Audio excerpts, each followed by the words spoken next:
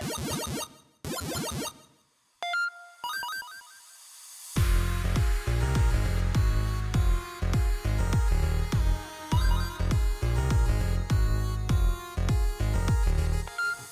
going on, everybody, and welcome to episode 37 of Playconomics podcast. We're breaking down the business behind your favorite video games and providing you with that sweet financial context. I'm one of your hosts, Bobby Kawecki, and joined with me today, the backwards hat wearing, you know it, hoodie rocking, Green. bright, live. It's broadcasting so bright. live from the surface of the goddamn sun. It's if so you're bright. watching on YouTube, Matt Mascari, what's going on, my guy? How you Well, been? you know, I'm sitting in the office realizing that I must have a west-facing window in this room because I'm getting 100% direct, all natural, 100% sunlight.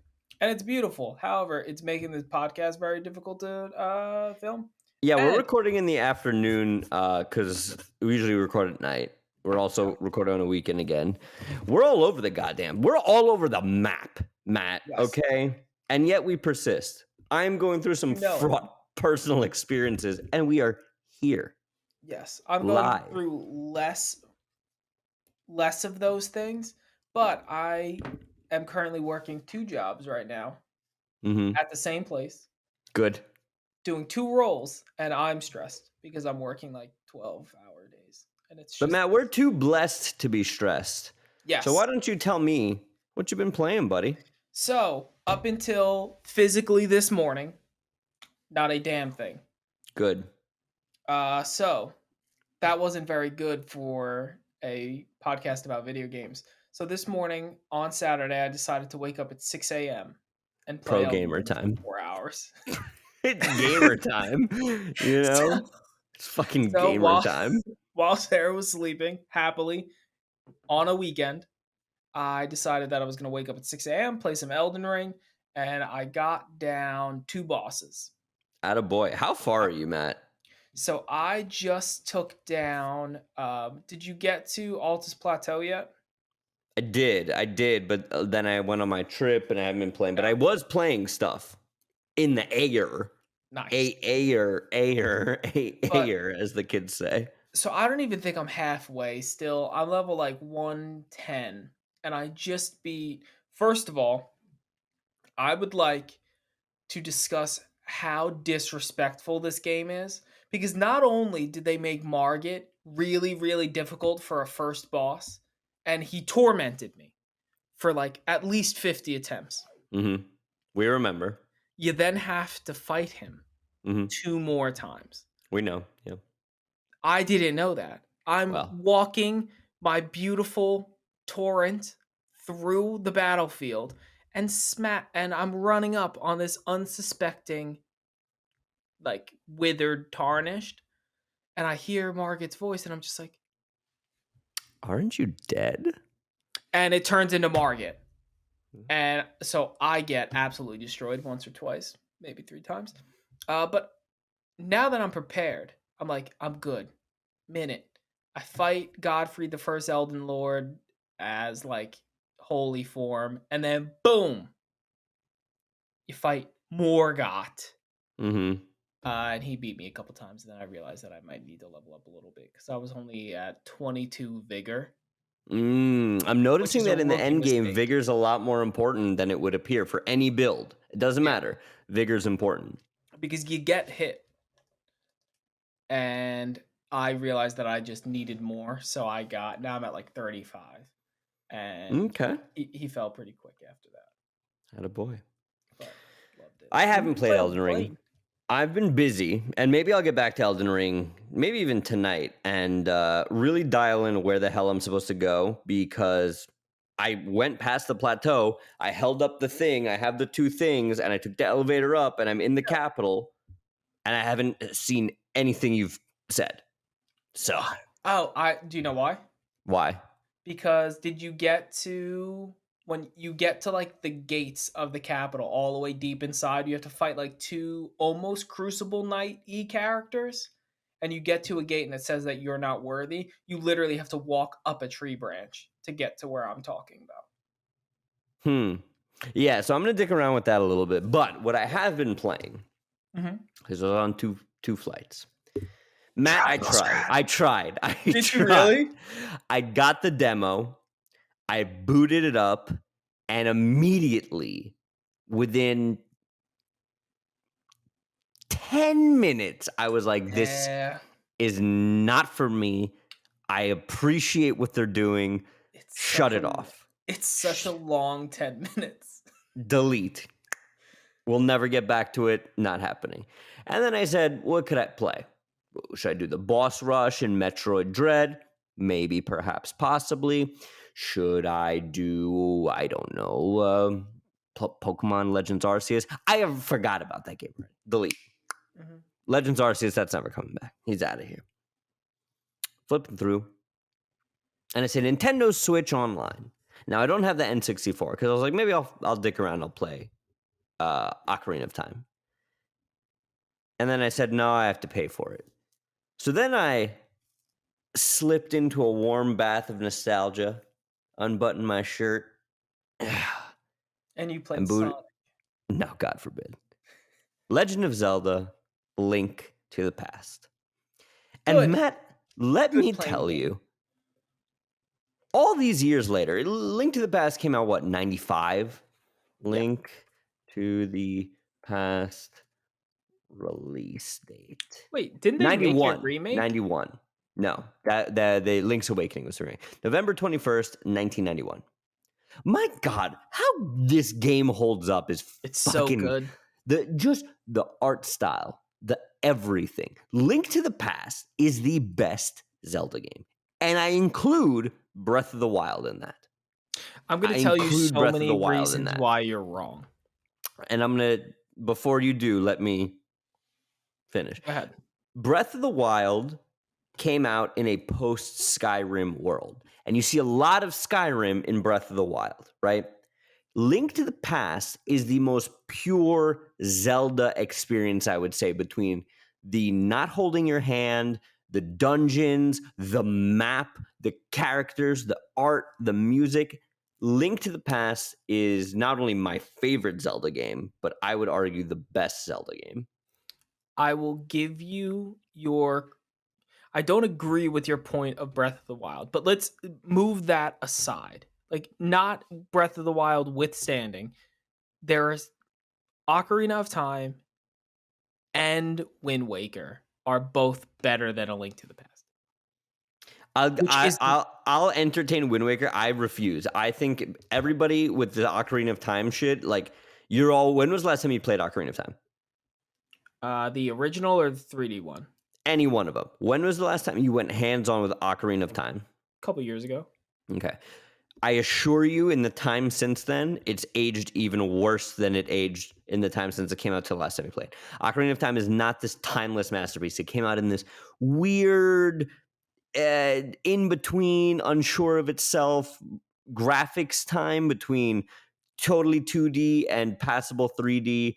Ocarina of Time is very clunky. No, I'm not.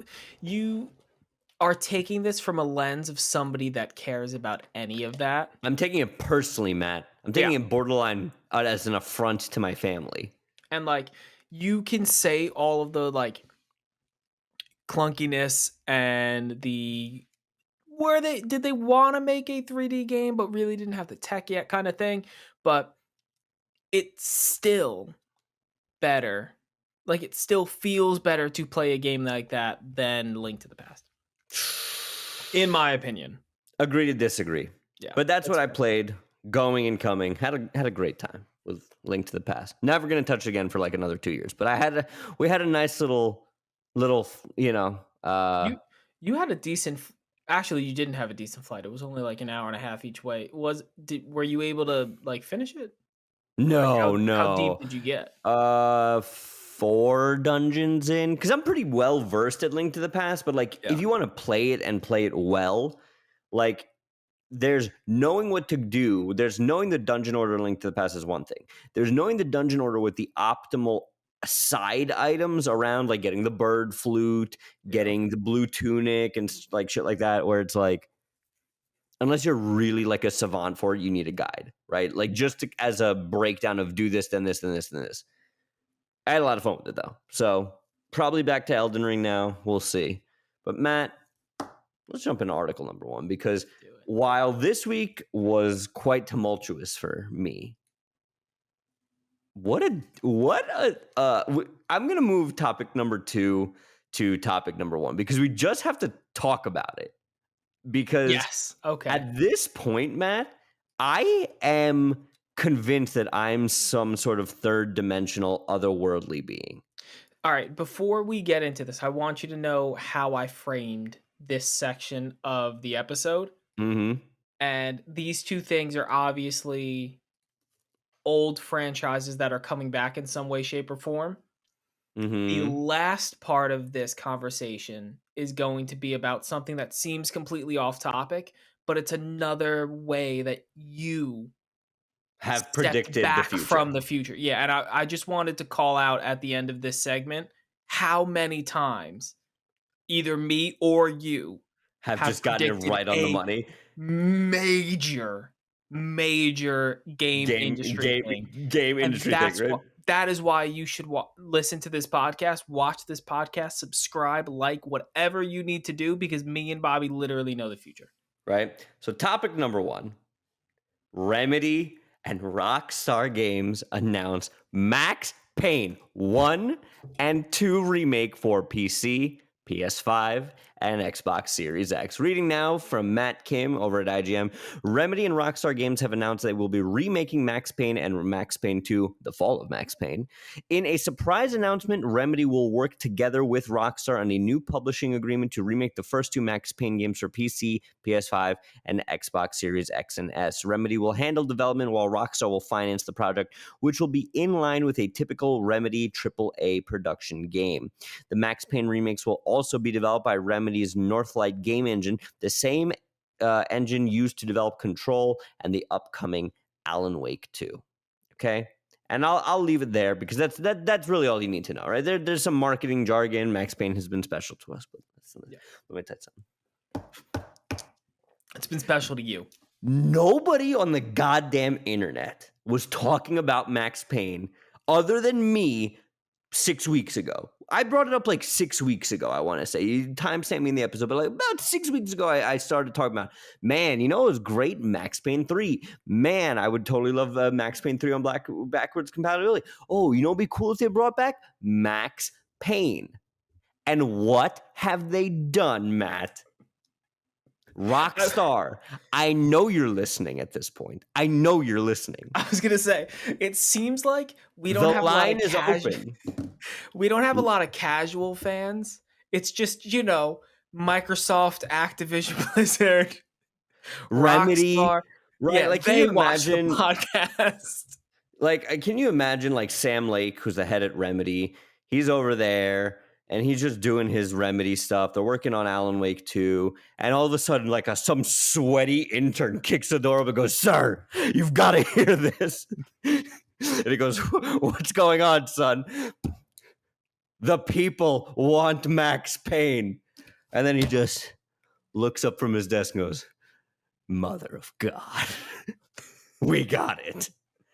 I'm so excited. I cannot get the smile off my face because, number one, Max Payne 1 and 2 have, you know, like there's that thing when you're buying a house, they're like, "Oh, it's got good bones. The house has got good bones," right? Like Max Payne 1 and 2 have good bones. It's got good gameplay, translated well to Max Payne 3. It's got a good story and tone and motif. We saw that as well. But it just doesn't look very good. It plays a little clunky, right? So if they're remaking Max Payne in the Control engine, which I love Control. You know that. I'm a huge advocate for that game. If you've never played Control, do not sleep on that game. You're just ripping concrete and that game plays phenomenally. Okay? Now you want to give me that engine and put it into a game where at will I can just slow-mo. Oh my God. I cannot wait. I I saw, and obviously you were on vacation, so I was monitoring all the social medias and everything this week. And I'm looking and I see it. And I'm like, did I Yeah, am you I seeing texted this me on about it before I saw it. I was like, is it April 1st? Or are we just that good of a podcast? It was one or the other. And I'm like, Matt, it's Tuesday. It is not April 1st. You and Bobby just are the number one gaming podcast In the at world, I predicting would the argue. future in the world. Um, so a couple things, broad strokes things here. Hit Number me. one, I've said it before. Max Payne is a slept-on character. He is the progenitor, sad dad, brooding, smoking, mean anti-hero in video games. Like him and Love it. like Solid Snake, right? Can't wait to see how it looks. It's in capable hands, Mhm. and like, yes. You're done. Give me more of this. Like, I saw the discourse on Twitter was like, "Oh, make new stuff. Why can't you just make new stuff?" And I'm like, shut up, because this Honestly, is. bad argument. I'm cool with them remaking things. I'm cool with them remaking things that need a remake, right? For example, there's all this scuttlebutt right now in the games industry where they're like, "Oh, they're gonna remake Last of Us 1, right?" You do not need to remake Last of Us 1. Last of Us 1 came out 8 years ago, and if you have a PS4, the remaster version plays phenomenally. Max Payne 1 came out, I think, in 2000 or 2001. It's a Right. 20-year-old game at this Yeah. point, right? There's definitely differences. Like, I don't agree that Skyrim should have had as many iterations as it did. But if they hadn't done any of that, and when they announced Elder Scrolls 6 threw another Skyrim at me, I'm here for it. I love this. I'm all about it. But, Matt, the game announcements this week didn't stop there. No, they didn't. An old classic, another one. Another one. Another one. Another Um, one. We've got Crystal Dynamics announces the next Tomb Raider built in Unreal Engine 5. Details on the game are sparse beyond its Unreal Engine 5 facelift. And that the game will be headed up, rather, by Jeff Ross of fame Sony from Days Gone. He was the director of Days Gone, left Sony Bend. It's a whole big hoopla around that. And now he is doing the Crystal Dynamics next Tomb Raider game. Now, cool. I have no problem with this new version of Lara Croft. Have you played the most recent run of Tomb Raider games? It was like Tomb Raider, Rise of the Tomb Raider, Shadow of the Tomb Raider, where it's like more grounded Lara Croft. Are you familiar with those? no, the only ones I've played were the really, really, really old ones. The triangle boob ones? Mm-hmm. Okay. Classic. They're great. I would say that it's funny because for the longest time, Uncharted was the answer to Tomb Raider. Yep. And then they rebooted Tomb Raider and I think took it in a little bit more of a serious direction, I would say, than Uncharted. Uncharted is a little more Michael Bay, big budget action, whereas the new Tomb Raiders were a little more grounded, right? Like you're still doing supernatural cave shit, but like they're a little more grounded. Now, that being said, Unreal Engine 5 looks phenomenal, especially in the filmmaking world. If you see what they're doing with the LED walls and stuff like that. Plus, Jeff Ross, director of Days Gone. I like Days Gone. I didn't think Days Gone was as bad or good as anybody said it was. But I'm curious if this is going to be another reboot or if this is going to be continuing with that new kind of version of Lara Croft we have. So I am also very interested because I kind of hope it's the newer edition of it, just because I think it's a cleaner, crisper, and again, I think it like you were saying, it competes and compares with other games. Mm-hmm. However, the Tomb Raider franchise holds a special place for me personally for one very, very specific reason. And I regret not playing the other ones. And now that you mention it, I'm probably going to see if I could download some way to play them between my Xbox computer and Switch. Mm-hmm. Tomb Raider was the first video game on the original PlayStation, I believe, that I I don't know if ever that's true. That you ever played or that ever came out? No. That I ever watched someone play. I Like, see, that was okay. my basic introduction into video games, was watching, I think it was my older brother, play Tomb Raider. I had no ability to play it, obviously, but it was just so cool Mhm. to With see this. T-Rex. Yeah, to just see this person, and what a cool, like, theme, that just all of the action and adventure, and I was like, you can do that. Like, it's Mhm. not like you're just It was watching this your happen. video game light bulb moment. Oh my god.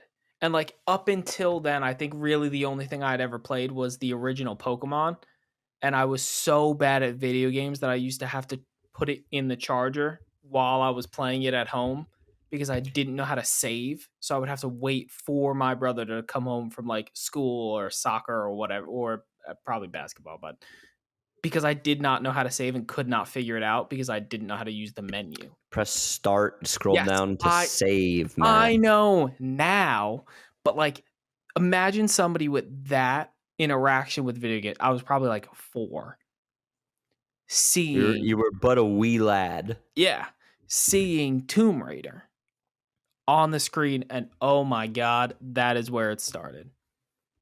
All of I'm it. a big fan of that. I'm a big fan of this. But those are the game announcements, right? Yeah. I will continue to predict the goddamn future. Oh, yeah. I've spoken Max Payne into existence. But I challenge anybody on the internet. These things are timestamped for good and for bad. Oh, yeah. Go back and look at the zeitgeist 6 weeks ago. I had no idea this was a goddamn pipe dream about Max Payne. And let me tell you, for the next couple weeks, I get a call from Sony and they're like, listen, we bought all of Midway's games. Keep it on the DL. We bought the Midway games. We've got the Gran Turismo team. They're making Spy Hunter. Matt, I'm telling you right now. Buddy. I hope you love it. And to be honest, I love seeing us do good journalism and predict the future. Yeah, I don't know if predicting the future somehow counts as journalism, but It is, because how quick of a reporting turnaround is it to report something before it happens? oh yeah, you know what? You're right. There is no You can't beat it. You can't do it. You can't do it. It's physically impossible. But Not for us. continuing along this borderline prophetic sequence of events here. Let's go to. I'm gonna give this its own topic. Because there's a lot to unpack here. There's a lot to build, as one would say. See what I did there, Matt? Do you see what? Oh see what I my did god, there? he said build. Why did you say build? I'll let you know, because we're talking Legos. Yeah, we are. Let Are me you doing the pull up the topic? Is that what article. you're doing? Or just, No, I just wanted to say Lego. Oh, okay. Yeah, again, Legos. go Coming ahead. to us from TechCrunch. Big news. Fortnite developer Epic Games and Lego partnered to build a metaverse aimed at kids. I told you it would happen. Reading from the article now. Fortnite developer Epic Games announced today it's partnering with Lego to build a metaverse aimed at kids. The company said they're going to shape the future of the metaverse and make it safe and fun for children who are building an immersive and digital experience for kids to play in. While the companies did not go into detail about their plans for the virtual world, they outlined 3 principles that they say will ensure the digital spaces they develop are safe. The two will work together to make children's safety and well-being a priority, to safeguard children's privacy, and equip children and adults with tools to give them control over their digital experience. Quote saying from Epic CEO founder Tim Sweeney, the Lego Group has captivated the imagination of children and adults through creative play for nearly a century. We're excited to come together to build a space in the metaverse that's fun, entertaining, and made for kids and families. Sweeney had previously said that he sees the metaverse as a kind of online playground where users could play games such as Fortnite and watch movies on Netflix together. I cannot stop being right. My resume of Bobby is just stacked. Yes, Handsome, agreed. funny, rugged, right about every single thing I say. Right, unless you disagree with Nicole. well, she doesn't listen to the podcast, but that's neither here nor there. When it comes to Fortnite and Lego, I read the article. I have a lot to say. Number one, I told you so. Number two, watch out, Roblox, because listen, this, okay, to put this a little bit succinctly, the partnership of Epic and Lego should scare Roblox down to its goddamn core. 100%. And should light a fire under Minecraft, the likes of which it has never done before, right? Because at this point, you've got the biggest dog in the space, the biggest, most established brand. See, this is what I talk about all the time where I say, where are the established brands flipping the Web3 switch, right? Yep. This is it. Because, man, when PSVR 2 hits, and like, that's the pitch, right? PSVR 2 hits. My kid has a PSVR 2. Your kid has a PSVR 2. They're in Lego Playground together, physically assembling big Legos, making the playground. And with the amount of licensing deals, that is why Roblox should be scared, man. I was going to say, that's as soon as I saw that this was Epic, the only thing I could think of was like, oh, cool. So every single time we get a new character in Fortnite and a new skin to go after, it's going to come with a Lego set that you can now put in the metaverse. Digital Lego. Yeah, that's just how they're going to do it. They're like, oh, so we're doing a collaboration with, what's the current one? Regardless, Wolverine. Boom, Wolverine in there. You have a Lego skin of Wolverine now. I mean, it slots so perfectly, Matt. Think about the amount of huge IPs that have been Lego stuff. Obviously, Harry Potter. Obviously, Lord of the Rings, Jurassic Park, Marvel, Indiana Jones, Marvel, DC, Star Wars, everything. Lego Star Literally Wars, everything. right? Speaking of Lego Star Wars, shout out. It's doing great. It's phenomenal. It looks awesome. Back to actual Lego. And listen, the only other company on the planet that I would say has as much brand integration as Lego is Fortnite. Like, really take a step back and think about it, right? If I had to rank brand integrations in terms of who has access to shit like this, it's Lego, really Lego. Yeah. Fortnite, and then coming in third at like dwindling relevancy is Burger King, McDonald's, Wendy's with toys. I don't know. Do kids still give a shit about having meal toys? I don't think so. And I don't think they've really done them in a while. Like the big branding ones? Because that was a big thing growing up. You know what I'm saying, right? Yeah, because I used to get I used to go like once a week to go get the new like steel-plated Pokemon thing. Yeah, I think that was an our generation thing. I don't think that happens as much anymore. Okay, so perfect example of the two biggest. I would say that Fortnite and Lego themselves are a great bedrock brand. They're like a Ditto, the Pokemon Ditto, where they don't have a shape to them. You know what it is, but can easily mold and fit and take on the characteristics of something else that's popular perfectly. I love this, and this is going to print money, Matt. Hold on. The sun just went in. Do you see the difference? I see that. Oh my God. How? It's so nice that the sun went in. However, back to Lego and Epic Games. Another reason I like this is, have you ever played Fortnite creative mode? Not creative mode.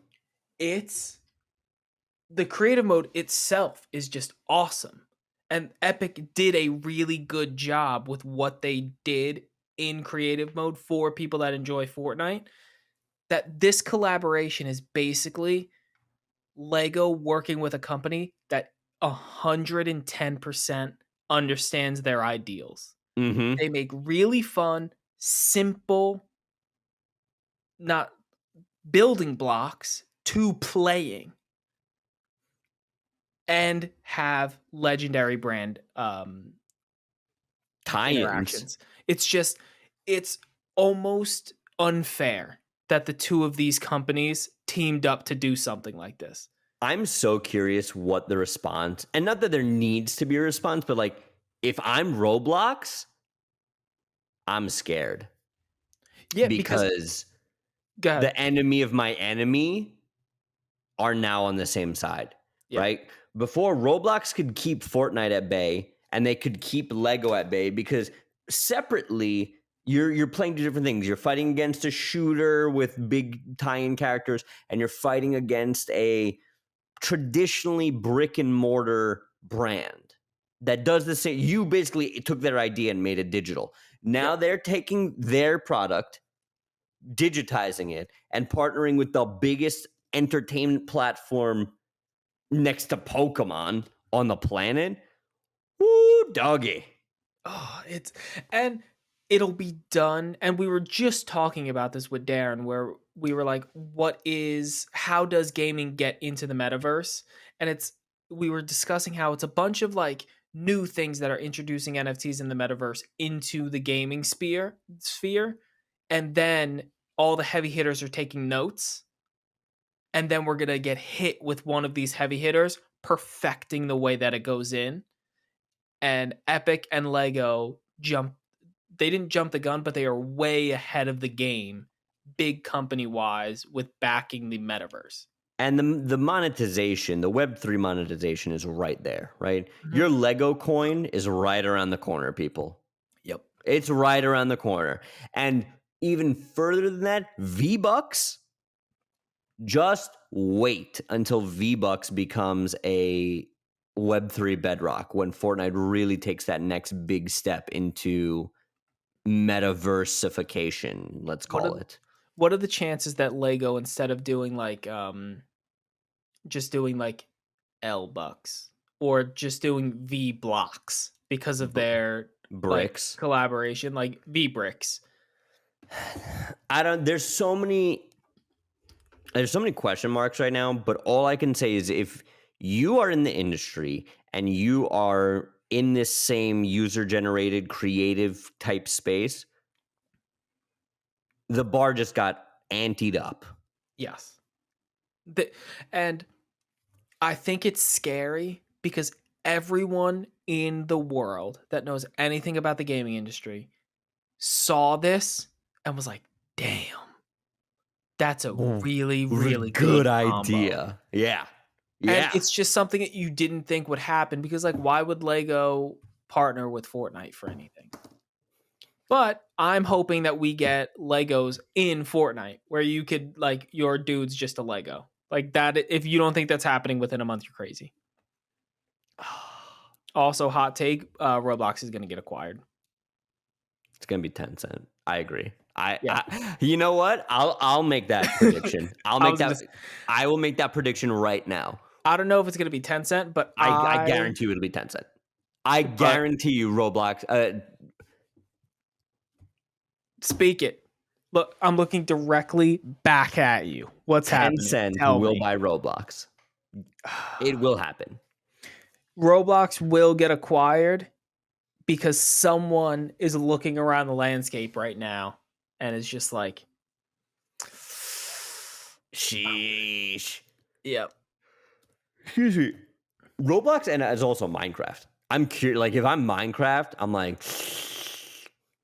yeah, but that's a Microsoft product. They're looking. They're definitely like, damn, this is gonna be.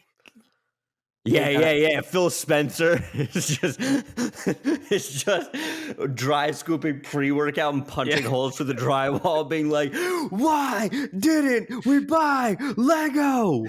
Can you imagine you wake up tomorrow and Xbox bought Lego and Epic Games and Epic Games? Jesus. Yeah. That's all I've got to say about this. Matt, too much. You ready to move on, bud? I am. Topic number trace, as they say, which is 3 in Spanish. I know that because I took remedial Spanish in middle school. Remedial? Wait, why did you take remedial before you could even take anything? Because I started out in French. Coming to us again from The Verge, this article by Ash Parrish. Cool ass name. Facts. Activision Blizzard's new full-time jobs come with a bit of union busting. Don't know if I like that headline there, Ash, but let's read the article. Raven Software QA workers organized under the Game Workers Alliance will not be able to benefit from new pay raises. Reading from the article now. Hours after announcing it would convert over 1,000 temporary and contract QA employees to full-time and provide a minimum pay of $20 per hour, Activision Blizzard is stating that Raven Software QA workers will not be part of the deal. According to a report from Bloomberg, the QA testers at Raven Software, who recently organized as the Game Workers Alliance, will not be able to take advantage of the new pay minimum, something Activision Blizzard failed to mention up front when it sent the initial news out to media outlets. Excluding the organizing employees from company-wide benefits seems to be Activision Blizzard's latest move against the burgeoning labor movement going on at the company. In a statement to The Verge, let me just read the quote. Activision Blizzard spokesperson Jessica Taylor confirmed Bloomberg's findings, saying all QA at Raven are full-time and already have access to full company benefits and eligibility to participate in company bonus programs.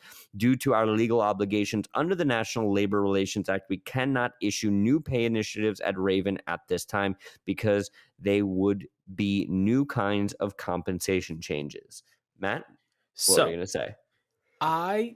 I'm going to preface this with in no way, shape, or form am I defending the way that Activision Blizzard King was treating their employees prior to the push for a union and this adjustment You're a corporate apologist, Matt. Yeah, You're just in it for the man. So in no way, shape, or form, this is a long time coming. And honestly, I think the minimum of $20 an hour is not enough. It should easily be 25 to 30, specifically because of the area they are in the country. Irvine, California is extremely expensive, and they should be above $20 an hour. However, all I have seen all week is, oh, so the people that were participating in the union didn't get any benefits because Activision Blizzard King doesn't want the union. And that's not true. I forget who actually sent out the letter, but they sent out a letter when this union talk started, and they very explicitly outlined you do not understand the consequences of what will happen if you go this route and push to have a vote in it. What he was discussing, without being able to say it because it was 100% insider information for him to share that, is that they were getting acquired by Microsoft and that these changes were going to happen. Because I'm assuming because of the lawsuits, but because of the lawsuits and because of the acquisition, they needed to make these changes, and that man knew that as soon as they went and had a union vote and did the pre-unionization steps, there is nothing a company can do to make your life better at a company because it's tampering with the legal proceedings of a union. It's the monkey paw, man. You want it? You want to have your buzzword? You want to run around and be able to tell your buddies that you're in a union? That you were the first person to make a games union? Because now that $20 an hour, they're not even in the union yet, but because they have a vote, they're not allowed to get persuaded. And it's a fair law, because obviously if my employees were in a union, to get them to not be in a union anymore or to not vote for the union, I'd be like, here's a pay increase. These are the things you wanted. Don't do a union. And that's why it's illegal, because of that give and take and that cycle of preventing a union. Matt, everybody gets what they want in the end, right? As per your topic that you raised a little bit more, I don't think that's enough. I think that, guess what? I know he gets a lot of hate. Elon Musk, as a business proprietor, said there's plenty of talent and there's plenty of resources other place. I don't need to have Tesla in California. Picked his ass up, moved the Tesla factory to somewhere else. Texas. I think it was Texas, yeah. Yeah. There is no See, this is where you get into the whole living wage thing and stuff like that. And I'm not trying to sit Yeah. here and denigrate and this and that. I understand the struggles of people like that. However, there shouldn't be a, oh, well, they need this because they live here, right? Number one, it should be on the companies to source to find the ratio of best talent at the most optimal salary price, right? Like, do you understand what I'm saying there? Where it's Yeah. like, okay, I'm not getting shitty talent and I'm underpaying them, and I'm not getting good talent and overpaying. Like, there's an equilibrium there, Yeah. right? Whether that's in California or whether that's in somewhere else. I will not sit here and say Bobby is right. All I will say is, there you go, Activision, QA testers, right? Like, Regarding the pay per hour, there's also something to be said about it not being the company's problem to fix a rent issue. oh, correct. Yes. Then we're unspooling a whole other ball of yarn here in terms of socioeconomic issues where the Yeah. company is, Yeah. California is an unmitigated hellscape when it comes to anything having to do with finances and should just break off and float into the middle of the Pacific. Yeah, and the only reason that I even brought up the additional compensation, like going from 20 to 25 to like 30 potentially, is because in the grand scheme of things, for a company the size of Activision Blizzard and soon to be Microsoft, raising the pay of 1,000 employees by $5 isn't unaskable or unattainable. They could do it, but I'm assuming they're paying fair market. And I apologize for not actually doing the research and seeing what it is, but I'm assuming they're paying just about fair market price for a QA tester in the video games industry. Yeah, and don't get me wrong, not to, oh, fuck QA. Like, QA is a very important part of the game dev cycle, right? I would say that, QA catches a lot of bugs and stuff like that. Like, you need somebody proofing your work, right? So this Yeah. isn't like, you'll see QA people get shit on as like low man on the totem pole. That's not what this is at all.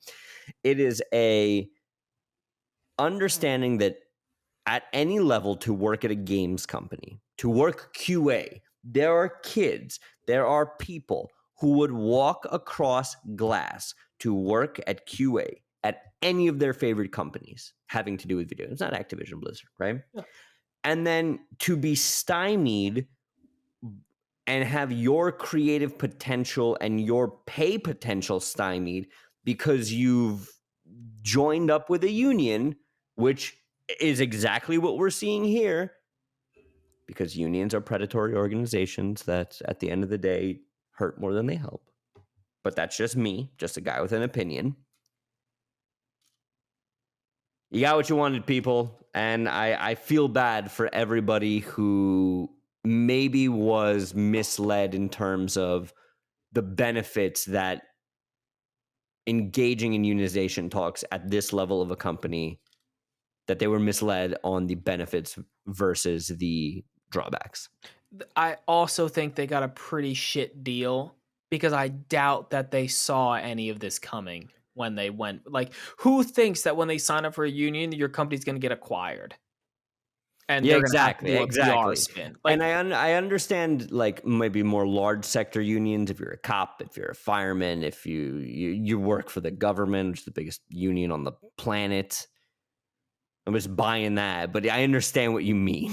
yeah, no. I mean specifically for in this instance, I don't think anyone saw this change coming or any light at the end of the tunnel for them working QA at Activision Blizzard King. I would love to talk to somebody about what the career progression looks like at QA, right?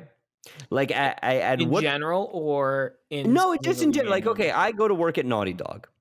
Yeah. I am a QA person. It is my Mhm. job to break the game, to check the game, to iron out and call out kinks and bugs within the system. Hey, I fell through the floor in Last of Us 3. Hey, I fell through the floor in Uncharted 5, right? Call these things out. Play the same sections again and again and again until they break them or they don't and they're good to go. Yep. What is the path progression there, and what are the ambitions of somebody working there, right? Because I could understand the argument of, okay, I work in QA, but my real passion is for game dev, is for writing code and for building out gameplay systems. And because I know how to fix them, I also know how to create them, right? Like there's that relationship there. Yeah. But when it comes to art assets, when it comes to lighting, when it comes like that's what I'm curious is. I don't know because and this is like a real life or not like a real life because obviously a video game company is real life, but a personal example is obviously I work in biotech, but They outside created the T virus, yeah. no, but outside of actual science, like I don't work in the actual lab For itself. Umbrella, yeah, Yeah, exactly. like I work to support the lab and my career path is completely outside and it's just the regular structure of a company. Like it's just because you're in QA at a game company, I Sleep with your secretary, stab your boss in the back. Like I understand corporate America. So yeah, you don't I don't believe that for everyone QA is just a stepping stone in a company. Do I think excuse me, that a potential game developer would take a job in QA specifically at Activision Blizzard King to then try to transition to into earn game your development? stripes, to pay Yes. your dues. See, that's the thing. Nobody, oh, union busting. I have not seen one article written. And again, I would love to talk to these people. I would love to hear the success stories from QA, from these more looked down upon positions within the game industry, where it's somebody who says, "Hey, I paid my dues and I ate shit for X amount of years, and look at where I am now, and here's how I did it." Why don't we see Yeah. those stories? But I would like to point out that we do have a QA like team like at companies I've previously worked for, and their goal is to stay within QA and progress through QA like any other department. You have a team, you have managers that are working on specific projects within the company that specialize in these areas. You have So Power Rangers. I understand, man. no. It doesn't seem like you do understand. Because I don't think yeah. Because it doesn't seem like yeah. the GIF. Yeah. It doesn't seem I don't think everyone that's in QA is just using it as a stepping stone and there is a legitimate career path going down QA.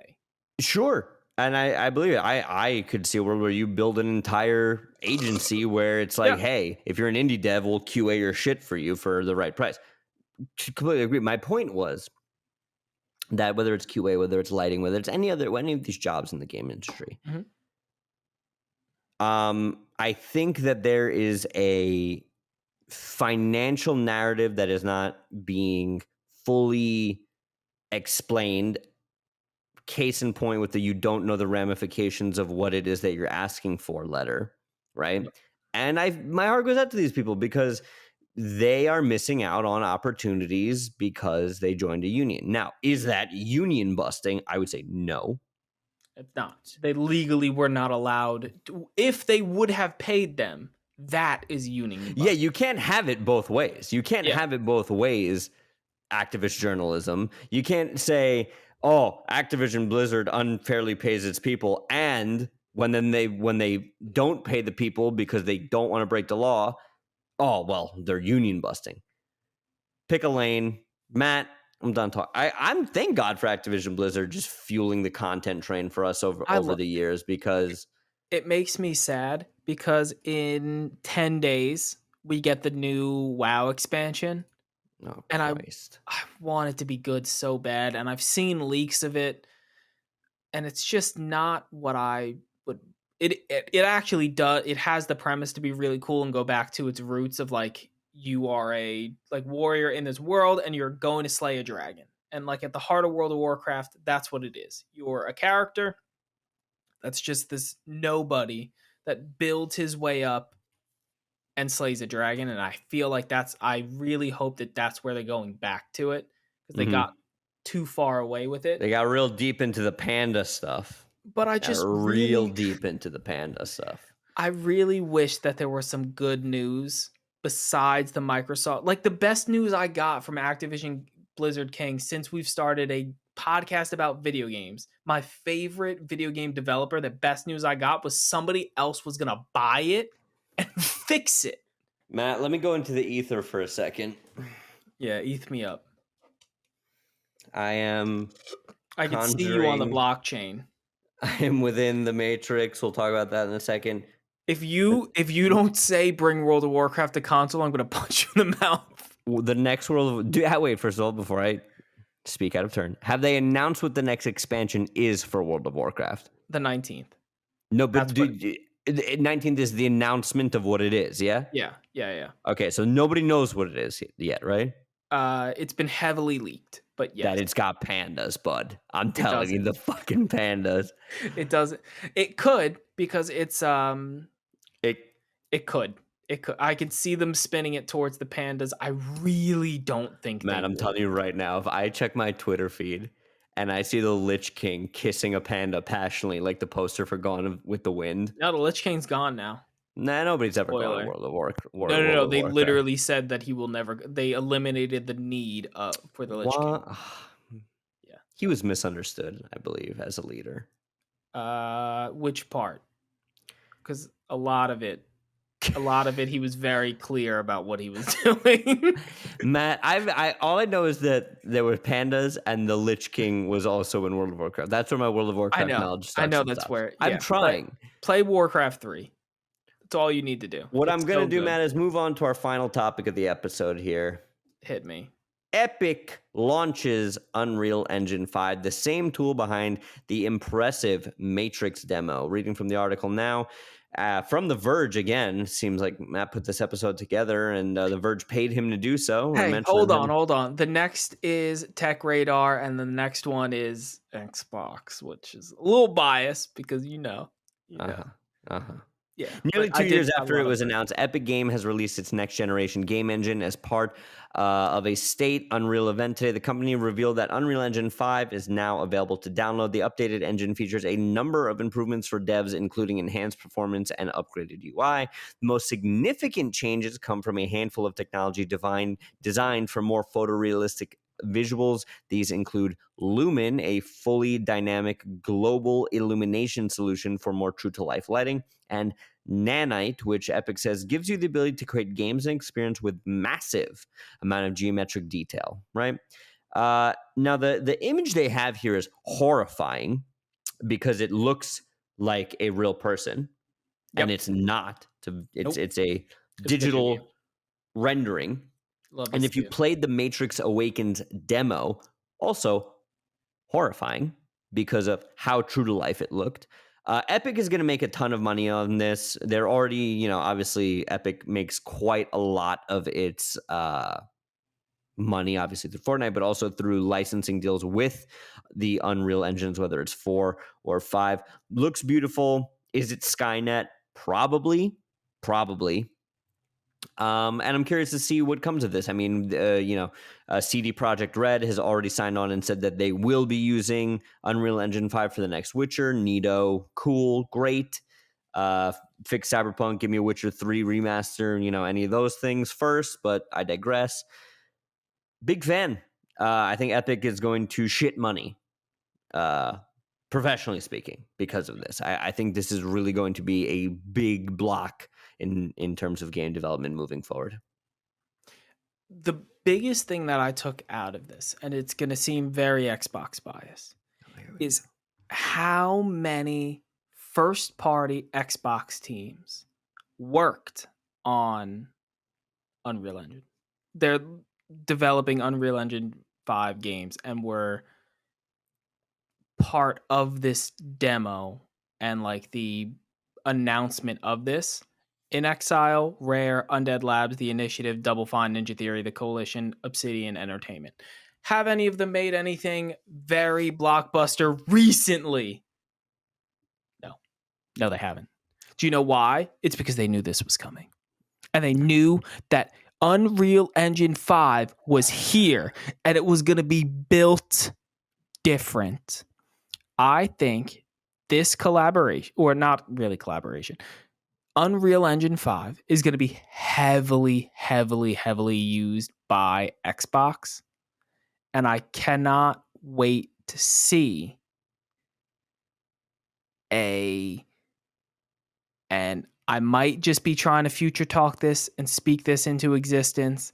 I think you are going to see Xbox or Microsoft and Epic Games get real close. No shot. No, not Sony's stake in Epic, I would immediately stop that. But okay, go ahead. Prove me wrong. That's it. I'm just saying.